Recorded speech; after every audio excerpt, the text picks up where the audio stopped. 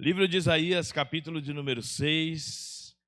Quero ler aqui o tema desta campanha, a qual Deus direcionou ao coração do nosso amado pastor, anjo desta casa, a qual nós conhecemos a seriedade com que ele e sua esposa, os pastores que os auxiliam, têm pela obra do Senhor. Aqui eu me sinto em casa, aqui eu me sinto parte deste ministério, parte desta família, porque da mesma forma que nós acolhemos o pastor Lúcio, eu me sinto também acolhido neste lugar. Então eu quero ler a partir do versículo 1 do capítulo 6, tá? Quero ler até o versículo 8. No ano em que morreu o rei Uzias, eu vi também ao Senhor, assentado sobre um alto e sublime trono, e a cauda do seu manto enchia o templo. Serafins estavam por cima dele. Cada um tinha 6 asas. O pastor Ricardo, eu pensei que esse era o fundo musical que você ia pôr para mim. Eu ia falar, tá tirando, hein? Cada um tinha 6 asas. Com 2 asas cobriam os seus rostos, e com 2 asas os seus pés, e com 2 voavam. E clamavam uns aos outros, dizendo: Santo, Santo, Santo é o Senhor dos exércitos. Toda a terra está cheia da tua glória. E os umbrais das portas se moveram, a voz do que clamava, e a casa se encheu de fumaça. Então disse eu: ai de mim, pois estou perdido, porque sou um homem de lábios impuros e habito no meio de um povo de impuros lábios. Os meus olhos viram o Rei, o Senhor dos exércitos. Porém, um dos serafins voou para mim, trazendo na mão uma brasa viva que tirara do altar com uma tenaz. E com a brasa tocou a minha boca e disse: eis que isto tocou os teus lábios, e a tua iniquidade foi tirada, e expiado o teu pecado. Depois disso ouvi a voz do Senhor que dizia: a quem enviarei? E quem há de ir por nós? Então disse eu: eis-me aqui, envia-me. Amém. Amém? Podeis se assentar, amados. Eu vou tentar aqui colocar para os irmãos aquilo que o Senhor falou ao meu coração acerca desta palavra, acerca do chamado. E eu acho muito interessante, nós tivemos na época com o pastor Rodrigo Honorato, acho que foi no primeiro acampamento de jovens que nós tivemos na igreja em que ele era líder, e o tema daquele acampamento era: qual é o seu chamado? Interessante que nós começamos a indagar algumas pessoas acerca dos seus chamados. Perguntar para as pessoas: qual que é o seu chamado? Onde você se enxerga na obra? Onde você se enxerga dentro da igreja? Onde você se enxerga dentro dos propósitos de Deus para a tua vida? E muitas pessoas estavam há anos dentro da igreja e nem sequer nunca chegou a pensar qual que era o seu chamado. Outras pessoas, eu acho que seria isso, seria aquilo. E nós vamos ver no decorrer da palavra que muitas vezes o chamado de Deus para nossas vidas não tem muita coisa a ver com o chamado ministerial, onde você deve ter uma vocação ministerial. Você já pensou qual é o seu chamado? Tem pessoas que, se você pergunta, moscar muito, pode falar moscar? Pode, né? Ela vai falar: O meu chamado é ser membro, né? Eu sou chamado para ser membro, sair da minha casa, vir aqui, sentar, dar glória a Deus, aleluia, chorar, receber a palavra. Aí termina o culto, eu pego minhas coisas, minhas crianças, tudo e vou embora, né? É o meu chamado. Ir para a igreja. É somar, é estar junto. O meu chamado talvez seja ser feliz. Né? Eu tenho um chamado para ser feliz. Ou talvez eu tenha um chamado para viver uma vida de sofrimento. Porque tudo aquilo que eu vivo, tudo aquilo que eu passo, é só sofrimento. Muitas vezes acredito até que Deus não tem me observado, Deus não tem olhado para mim, Deus não tem contemplado tudo aquilo que eu tenho passado. Como posso eu ter um chamado? Como posso me levantar para fazer o querer, a vontade de Deus, ativar o meu chamado, se dentro de casa as coisas não estão bem? Como posso eu querer me levantar para fazer o querer, a vontade de Deus, se agora com essa Covid, Deus adentrou na minha família de uma forma essa enfermidade e tiraram meus entes queridos? Eu estou sofrendo há 2 anos de luto. Perdi pessoas que eu amava, perdi pessoas que caminhavam do meu lado, pessoas que eram o significado da minha existência.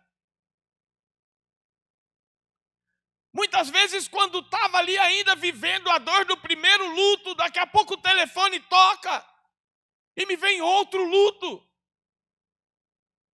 Como posso viver o meu chamado se o meu coração está quebrantado, se o meu coração está entristecido, se eu não tenho motivação para me levantar da cama? Se eu saio, olho para fora, eu olho para os dias e não enxergo mais a cor dos dias. Para mim, todos os dias são iguais. Como posso viver o meu chamado, pastor, se muitas vezes eu fico ali parado pensando qual que é o propósito da minha vida, eu não descobri sequer qual que é o propósito da minha existência. Muitas vezes até penso em colocar um fim na minha vida. Muitas vezes tenho vontade de entrar no ônibus e sair sem rumo. Muitas vezes tenho vontade de jogar tudo para o alto. Porque tenho vivido vida de solidão, vida de fracasso, nada daquilo que eu planejo dá certo. Todo ano entra ano e sai ano. Tudo que eu projetei, nada aconteceu. Quantas e quantas campanhas que eu participei. Quantos e quantos cultos estava presente, quantos propósitos, quantas correntes de oração. Quantas vezes clamei, derramei lágrima perante o altar do Senhor, para que Ele se atentasse por tudo aquilo que eu estava vivendo. Porque o Senhor sabe tudo aquilo que eu vivo dentro de casa. Ele vê o sofrimento que eu tenho na vida sentimental. Ele vê o sofrimento que eu tenho na minha vida conjugal. Parece que eu nunca vou conseguir subir aquela rampa para um dia dar um testemunho e olhar para a igreja e ver os meus sentados ali. E eu poder dizer, pastor, hoje eu estou feliz nesse ano de 2022 porque eu e minha casa servimos ao Senhor. Porque ali está o meu esposo, ali estão os meus filhos e eles todos se renderam ao Senhor. Pastor, eu estou feliz porque eu não venho mais para a igreja só. Mas parece que isso não é um privilégio para mim, é um privilégio para outros. Porque eu vejo outras pessoas subindo, dando testemunho, outras pessoas chegando com a tua família, e eu continuo ainda caminhando sozinho. Eu continuo caminhando sozinha. Parece que o peso inteiro da minha casa está todo somente para mim. Está todo em minhas costas. Porque eu sofro, eu oro, eu clamo, e olho para a minha parentela. E a impressão que eu tenho é que todos continuam na mesma. O nosso chamado, ele deve ser ativado, amados, independente de cargo. Perceba que quando a Bíblia fala acerca da história do bom samaritano, antes de passar o bom samaritano, que não tinha cargo algum, nem sequer professava a mesma fé, passaram duas pessoas que tinham cargos no templo, que olharam para aquele homem caído, ferido, à beira do caminho, e deram de ombro. Né? Talvez passou, olhou, vixe, você está zoado, beijinho no ombro, e foi.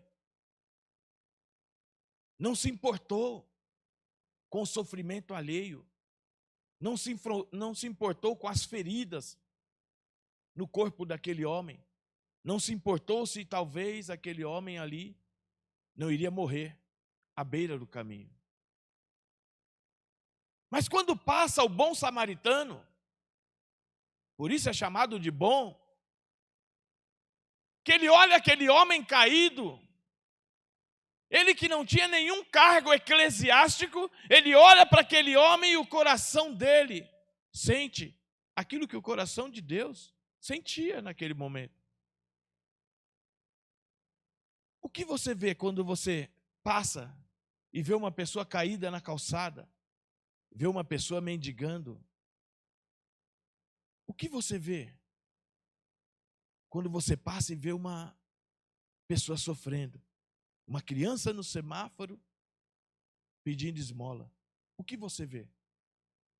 Será que o seu coração arde? Será que o seu coração fica semelhante ao coração de Deus? E você tem vontade de abraçar aquela criança, colocar no colo? Falar, se eu pudesse, eu levaria para minha casa, eu cuidaria. O que você sente quando você vê alguém que tem fome ou alguém que tem sede? Entenda que naquela época, quando o profeta Isaías é chamado, ele começa a pregoar as boas novas de Deus para um povo que não era um povo qualquer. Começa a pregar para o povo de Israel, o povo de Judá, um povo criado, um povo eleito por Deus. Você começa a ler Isaías no capítulo 1, você começa a ver aquilo que Deus está falando acerca daquele povo em uma visão que Isaías teve, e você vê o quanto Deus está decepcionado em ver o teu povo vivendo e agindo daquela forma. Porque Deus fala, eu criei esse povo, eu dei a eles a vida. Deus te deu a vida, Deus te criou. E Deus olha e fala, e esse povo agora se apartou de mim. Esse povo não se importa mais comigo, esse povo não se importa mais com as minhas escrituras, esse povo não se importa mais com aquilo que eu sou, aquilo que eu posso fazer, porque eles adquiriram agora o que eles chamam de sua independência. Age como quer, faz o que quer, mas quando o negócio aperta, sabem para onde deve correr e aquilo que deve pedir.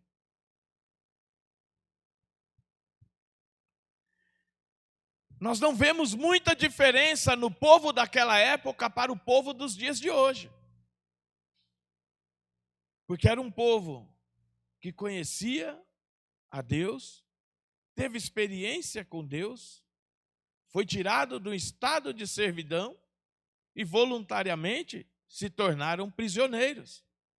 O que tem te aprisionado? Ao ponto de você não ativar o seu chamado. Você já parou para pensar que talvez você não tenha vivido o sobrenatural de Deus ainda sobre a sua vida? Porque você ainda não ativou o seu chamado? Ah, mas eu louvo, eu prego, eu limpo a igreja, eu faço, eu aconteço. Talvez ainda não seja esse o seu chamado. Lá no livro de Isaías, capítulo 61, nós vemos do versículo 1 ao 7, o chamado. O Espírito do Senhor está sobre mim, porque o Senhor me ungiu para pregar boas novas aos mansos, enviou-me para restaurar os contritos de coração, a proclamar a liberdade aos cativos e abertura de prisão aos presos, a apregoar o ano aceitável do Senhor e o dia da vingança do Senhor Deus, a consolar todos os tristes, a ordenar acerca dos tristes de Sião, que se lhes dê glória em vez de cinza, óleo de gozo em vez de tristeza, vestes de louvor em vez de espírito angustiado, a fim de que se chamem árvore de justiça, plantações do Senhor, para que ele seja glorificado. E edificarão os lugares antigamente assolados, e restaurarão os anteriormente destruídos, e renovarão a cidade assolada, destruídas de geração em geração. E haverá estrangeiros que apacentarão o vosso rebanho, e estranhos que serão os vossos lavradores e os vossos vinheteiros. Porém vós sereis chamados sacerdotes do Senhor, e vos chamarão ministro do nosso Deus. Comereis a riqueza dos gentios, e na glória vos gloriareis. Em lugar da vossa vergonha, tereis dupla honra, e em lugar da afronta, exultarei na vossa parte. Por isso, na sua terra, possuirão o dobro, e terão perpétua alegria. E se nós formos lá no livro de Lucas, capítulo 18, Lucas 4:18, perdão, nós vamos ver ali o próprio Jesus falando: o Espírito do Senhor é sobre mim, pois que me ungiu para evangelizar os pobres, enviou a curar os quebrantados de coração, a pregar liberdade aos cativos e restauração de vista aos cegos, e pôr em liberdade os oprimidos, e anunciar o ano aceitável do Senhor. O próprio Jesus entra ao templo, ele lê essa passagem do livro de Isaías, e quando ele se senta, ele diz: esse texto está falando referente à minha pessoa, está falando de mim, está falando do meu chamado, está falando daquilo que o meu Pai espera de mim. Entenda que quando o anjo, na visão de Isaías, ele tira uma brasa do altar e ele toca a boca de Isaías, aquela brasa representa Cristo, que foi tirado do altar, colocado na boca de Isaías, e ele ali teve o perdão de seus pecados. Porque Isaías, quando se encontrou ali, imagine só, você chegando na glória, aí você tem a imagem do Senhor, e os anjos voando de um canto para o outro, santo, santo, santo, santo é o Senhor. Imagine só, tem muitas pessoas que na igreja falam, que sonham com esse dia, o dia que poderá chegar na presença do Senhor, e assim como os anjos também cantar constantemente, santo, santo, santo, santo é o Senhor. Isaías é um homem tido como um homem reto, mas na hora que ele viu, ele pegou e falou: opa, espera aí, mas eu tenho lábios impuros, e habito também no meio de gente de lábios impuros. Ele se encontrou em falta. Agora imagina nós, chegando na presença de Deus. Muitos vai chegar, porque nós não sabemos o dia nem a hora. Daqui a pouco, você fica adiando. Não, qualquer hora eu ativo o meu chamado. Hoje ainda não é o dia. Não, qualquer hora eu faço isso que ele está falando, aqui na palavra dele, e vou lá fazer. Mas hoje ainda não é o dia. Por enquanto eu tenho ainda alguns problemas meus, pessoais, para resolver. Vai chegar o dia que você pode estar ali na posição de Isaías, o Senhor na sua frente. Aí não vai ter jeito, meu querido. Você vai ficar olhando para ele e falando: moiô, moiô, moiô, moiô, moiô, deu ruim, e agora? Deu ruim. E aí? Moiô, casa caiu. Deu ruim. Porque tudo aquilo que você poderia fazer aqui, talvez você não tenha feito. Não ativou o teu chamado. Entenda que se o próprio Cristo falou que o chamado dele era aquele, e nós como cristão entendemos que o significado da palavra cristão é pequenos Cristo, nós devemos ser igual a Cristo. E se devemos ser igual a Cristo, que diz que não há outro caminho para chegar ao Pai, se não for por Ele. Nós, como pequenos Cristo, nós temos que entender que não há outro caminho para o mundo se converter, se não for por intermédio das nossas vidas, se não for por intermédio do nosso chamado, se não for nós nos colocando na brecha para fazer tudo aquilo que Deus quer que nós façamos nesse mundo aí fora. Pregar as boas novas àqueles a qual necessitam ouvir as boas novas de Deus. Falar do amor de Deus.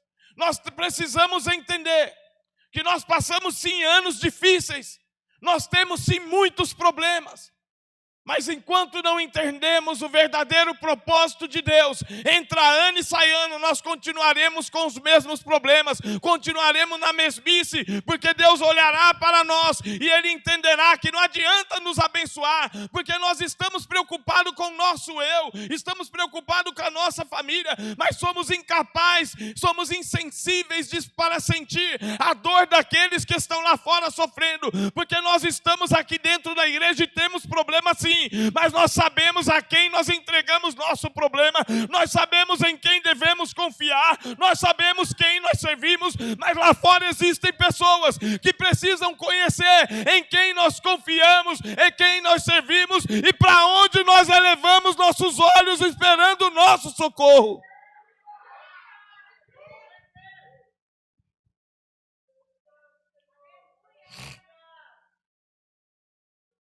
Oh, aleluia, Tu és santo, Pai. Tu és santo. Amados,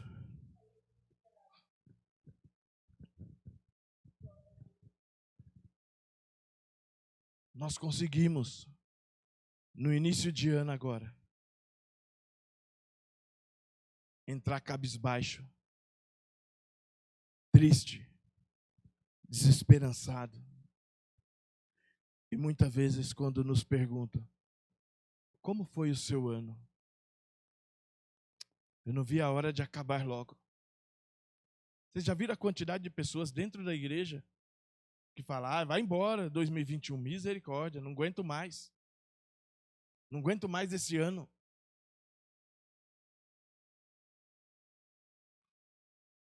Para mim foi um ano muito difícil, pastor.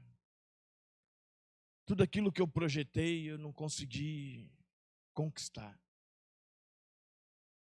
Tudo aquilo que eu sonhei, não consegui idealizar. Mas será que tudo aquilo que você projetou e desenhou estava dentro dos propósitos de Deus? Por que nós conseguimos lamentar porque não alcançamos aquilo que desejávamos de Deus? E não nos lamentamos por não ter ativado o nosso chamado para que Deus alcançasse aquilo que Ele esperasse de nós. Quando pergunta para mim, como é que foi o seu ano de 2021, Bispo André? Eu não chego no apóstolo e falo, pô, apóstolo, foi ruim, não ganhei nenhuma vida para Jesus.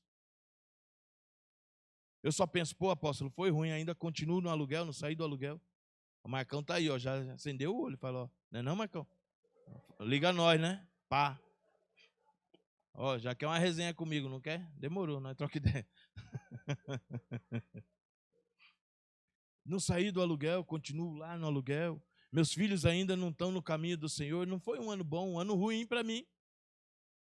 Mas eu não falo, de repente, o pastor, poxa, eu não consegui fazer uma visita para aqueles que estão presos, né? Eu não consegui visitar aqueles que estão na calçada, levar um agasalho, levar um alimento. Durante esse ano, nenhuma vida sequer eu consegui trazer para a presença do Senhor. E pior, aquelas que vieram, eu não consegui consolidar. Nesse ano, pastor, eu quero ativar o meu chamado. Porque ainda que eu não vá lá fora buscar uma vida, quando entrar uma vida nova por ali, eu vou sentir a obrigação de acolher. Eu vou sentir a obrigação de ajudar o Senhor a cuidar. O papel de cuidar de ovelhas não é somente do pastor. Todos nós temos que cuidar. O porquê lá fora, qualquer balada que você vai, qualquer balada que o jovem vai, ele pode ir sozinho. Em menos de uma hora, ele está cercado de pessoas. E o porquê dentro da igreja muitas vezes pessoas entram triste, com o coração arrebentado, cabisbaixo, e muitas vezes saem sem ser enxergado. Às vezes o pastor aqui de cima não conseguiu enxergar ou se enxergou, até ele chegar até a pessoa já subiu, já foi embora. Agora você que está aí na nave da igreja, tem condições de observar e chegar até aquela pessoa. Se você for na minha igreja, dificilmente você vai me ver sentado. Primeira coisa porque, entendeu? Eu não posso ficar sentado porque eu tenho um problema de família. Eu durmo. Entendeu? Eu durmo e tem dois problemas. O apóstolo, se ele ver, ele vai falar do altar e eu vou ficar vermelho. Eu não entendi. E a segunda coisa é que eu chego em casa todo beliscado, que a Denise detona. Né? Mas, amados, eu gosto de ficar de verdade lá na porta. Na porta da igreja, quando a ovelha chega,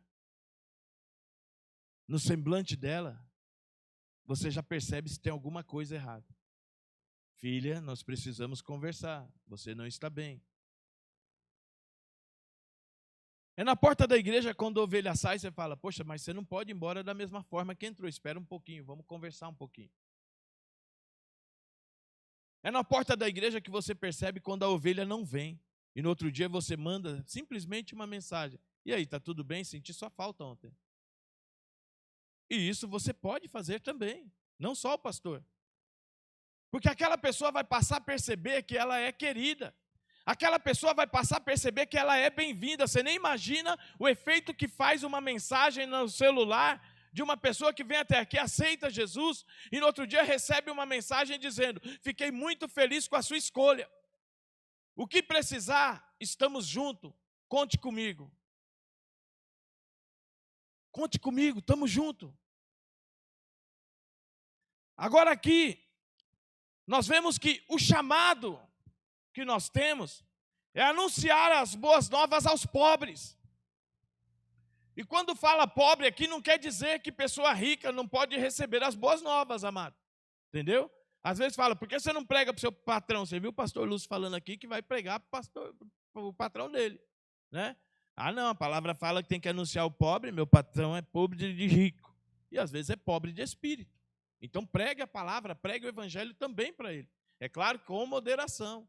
Saiba ali, peça ao Senhor oportunidade para falar e para que o Senhor direcione as suas palavras, para que sejam simples e objetivas. E aos poucos você vai ver o seu patrão se convertendo e se tornando em uma pessoa melhor. Mas pregue também para aqueles a qual estão ali do lado da sua casa.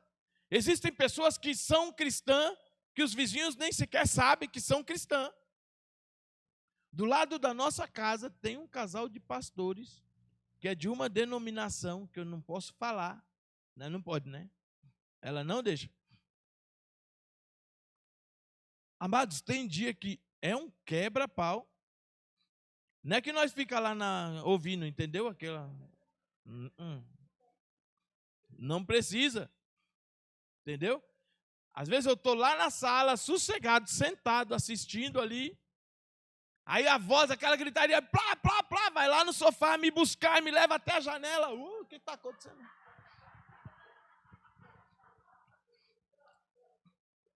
Entendeu? Aí eu não posso me interferir na treta, entendeu? Só grito, perdoa, pastor.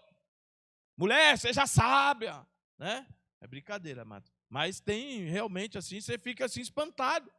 Porque os próprios vizinhos, quando conversam com nós, falam, esse pastor aí, ele é diferente, não sei o que e tal. Eu falei, misericórdia, não quero nem saber dessa história. Né? A proclamar a libertação aos cativos, amados. Existem muitas pessoas lá fora que são aprisionadas. Aprisionadas no pecado. Aprisionadas numa mentira. Aprisionadas nos vícios. Aprisionada em coisas que muitas vezes impedem ela de se achegar até o Senhor, e se elas não conseguem chegar até o Senhor, nós que somos livres, nós temos que ter a ciência que nós conseguimos chegar até elas, para pregar liberdade a todos aqueles que estão cativos, para falar do amor do Senhor. e para que eles consigam se libertar.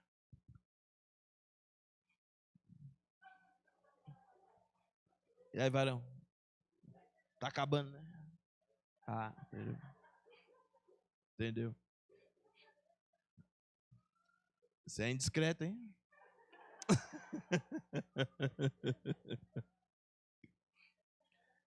É nóis, pá. Você colou na grade mesmo, né? Colou no meu corró e pá, tá certo.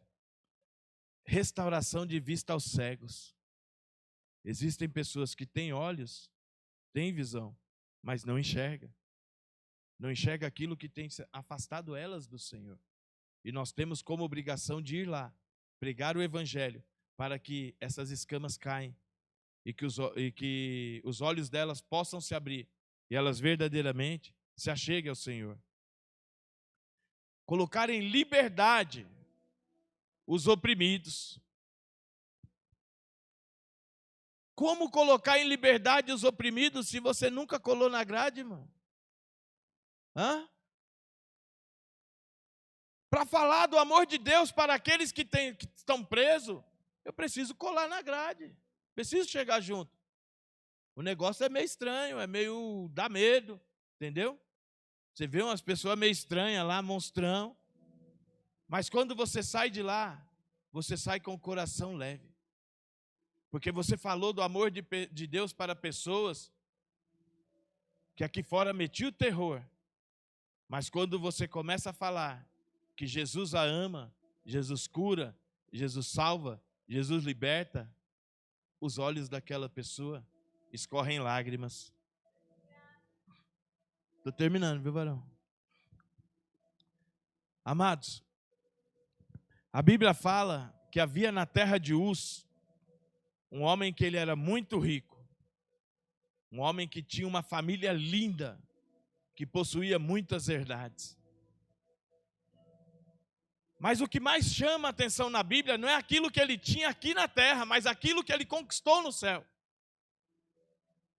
Porque quando Satanás se apresenta ao Senhor, ele fala: eu venho de rodear sobre a terra. Satanás andou o mundo inteiro, todo o continente, mas quando Deus pega uma referência, Deus fala: mas viste o meu servo Jó? Porque não há ninguém de coração tão reto, tão temente a mim, e que desvia do mal como ele. Então nós entendemos que se Jó era desta forma, era exatamente por isso que ele era constantemente abençoado. Porque a palavra fala que ele até mesmo oferecia sacrifício de holocausto para os seus filhos, porque não sabia se os seus filhos porventura haviam pecado contra Deus. Deus tinha prazer de abençoar Jó, porque Jó tinha também um coração abençoador. Deus terá prazer de te abençoar quando entender que você terá um coração abençoador. Deus terá prazer de derramar bênção sobre a tua vida quando entender que você tem capacidade de receber aquela bênção e multiplicar para aqueles que necessitam. Deus terá prazer de abençoar a tua família para que você tenha uma família tão linda quanto a família de Jó, quando entender que não é a tua família que te mantém na presença de Deus, porque quando Deus tirou todos os seus filhos, Jó ainda continuou ali temente a Deus, porque ele tinha ciência do teu chamado, ele tinha ciência do propósito de Deus para a tua vida. Ele sabia que nu ele chegou até essa terra e nu ele voltaria se fosse preciso, mas ele jamais blasfemaria contra o nome do Senhor. Então, independente daquilo que você tem vivido, independente da situação que você tenha passado, ative o teu chamado para você viver um ano sobrenatural, um ano sem igual na tua história. Porque nós passamos por 2 anos difíceis, 2 anos de perca, mas isso não quer dizer que 2022 será da mesma forma para a tua vida, para a tua parentela, para a tua história.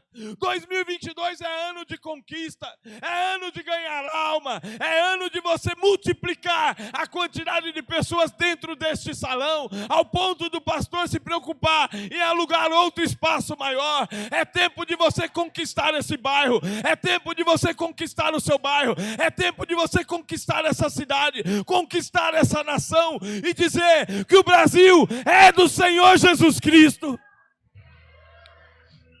Ao término desse ano, você ficará com seu coração feliz e chegará até o pastor Lúcio e dirá: eu ganhei várias vidas para o Senhor, todas estão consolidadas, todas estão na presença do Senhor. Aquela família está restaurada, porque Deus me usou para ir até lá e falar do teu amor, a falar da restauração. Aquele casamento ainda continua, porque Deus fez de mim instrumento para falar do amor dele. Pastor Lúcio, obrigado por deixar Deus te usar para colocar o tema desta campanha, porque desde que eu ativei o meu chamado, tudo aquilo que estava travado foi destravado. Hoje as bênçãos estão sobre a minha vida. Se eu soubesse, eu teria feito antes, porque eu estou vivendo hoje o sobrenatural de Deus na minha vida e na minha história, em nome do Senhor Jesus, em nome do Senhor Jesus.